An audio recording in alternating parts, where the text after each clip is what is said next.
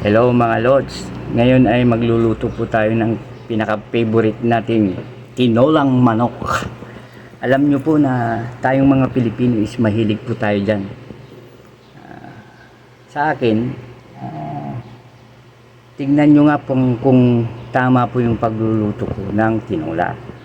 At kung sakali, bigyan nyo po ako ng idea para sumarap ang tinola natin. Kasi ang sa akin is igigisa ko lang po sa bawang sibuyas, luya, and then yung manok, and then ang gagamitin ko pero is yung sayote, and then sili, at saka timpla lang. Yun lang po. Sana turuan nyo rin po ako kung anong magandang diskarte rin para sumarap ang ating tinola. Ayun, let's carry on. Ito ang mga sangkap: mantika, bawang sibuyas, luya. And then, itong karne ng manok, medyo binuhol ko ng konti para matanggal yung mga latak-latak niya. Pero, tinanggal ko yung tubig. Okay, and then, yung mga pampaalat or pangpatimpla, alam niyo na ito: asin, paminta, and then dahon ng sili at saka patis, and then sayote ang kuwan ko ngayon, sayote. Okay, una ko na yung bawang sibuyas, and then yung luya. Ayan, slow fire lang, slow fire. Tapos ito, importante, sa low fire dapat igisang maigi yan, maigi.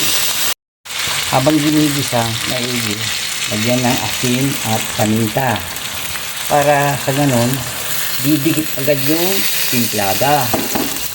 Dapat yun magisang maigi, slow fire, and cover it up.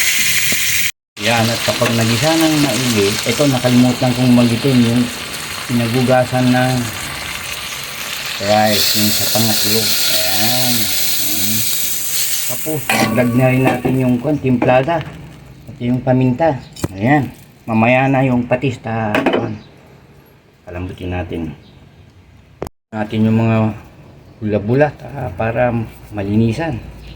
Kapag alam yung medyo malambot na yung manok, ayan, yung sayote, sinabay ko na rin yung atay ng manok.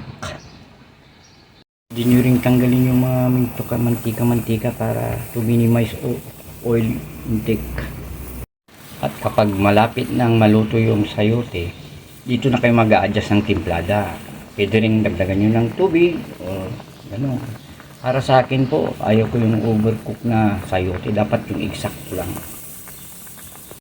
Now, okay na po ito. Pati yung sayote, and then sili para pampabango. Yung dahon ng sili, mamaya na yun. It's done. Yun. Ito na po yung tinolang manok ko, mga lodi.